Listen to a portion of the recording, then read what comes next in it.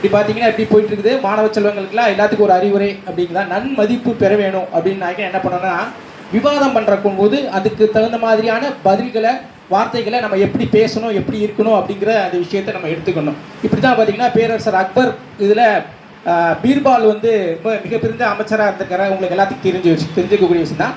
பீர்பால் புத்திசாலி ஆனாலும் சாதுரியமாக பேசுகிறவர், அந்த சாணக்கியத்தனமாகவும் பேசுகிறவர். அவர் சொல்கிறாரு, ஒரு வாசகத்தை ஒரு வார்த்தையை நாம் எப்படி சொல்கிறோம், அது யார் சொல்கிறாங்களோ அவங்களுக்கு தகுந்த மாதிரியான மரியாதை தான், அந்த மதிப்பு தான் அந்த வார்த்தைகளை கொடுக்கும் அப்படின்னு சொல்கிறாரு. அப்போ பேரரசர் அக்பர் சொல்கிறாரு, அது இப்படி ஒரே வார்த்தையை நம்ம சொல்கிறது ஒரே மாதிரியான மதிப்பு தானே தரும், எப்படி அது வேறுபடுத்தி காட்டும் அப்படின்னு சொல்கிறார். இப்போ 100 ரூபானா 100 ரூபா மதிப்பு தான் இருக்கும், 200 ரூபானா 200 ரூபா மதிப்பு தான் இருக்கும். அதே மாதிரி தானே வார்த்தைகளும் இருக்கும். அந்த வார்த்தைகளில் எப்படி வேறுபட்டு காட்டும் அப்படின்னு சொல்லி அவர் சொல்லும் போது அக்பர் அந்த பீர்பால் வந்து என்ன சொல்கிறாரு, உடனே கீழே இறங்கி அங்கே இருக்கிற காவலாளியை கூப்பிட்டு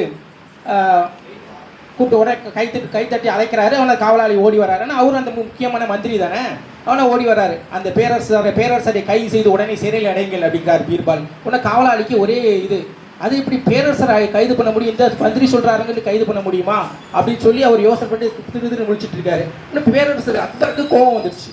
என்னையே கைது செய்து சிறையில் அடைக்கணும்னு சொல்றீங்க, இது எப்படி அப்படின்னு சொல்லி, நான் என்ன செய்யறேன் பாரு ஒன்னியா, நீங்க என்ன செய்துவீங்க, என்ன உங்களால் என்ன செய்து முடியும் அப்படின்னு சொல்லி பீர்பால் சொல்றாரு. உடனே அவர் காவலாளி இன்னொரு காவலாளியை கூப்பிட்டு இவரை கைது செய்து உடனே சிறையில் அடைங்கள் அப்படிங்கிறாரு. உடனே இப்போ பணப்படவுடனே எல்லாரும் வந்து பீர்பாலை கைது பண்றாங்க. இப்போ பீர்பால் சிரிக்கிறார்.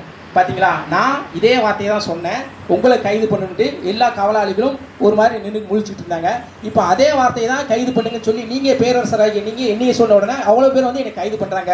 இது மாதிரி தான் ஒரு வார்த்தைக்கு யார் சொல்கிறாங்க, யார் மதிப்பு கொடுக்குறாங்க, எவ்வளோ தூரம் இருக்குங்கிறது யார் மூலமாக வெளிவருதோ அது அந்த வார்த்தை பிரதிபலிக்கும் அப்படிங்கிற விஷயத்தை சொல்லி வார்த்தைகளை நம்ம பேசும்போதும்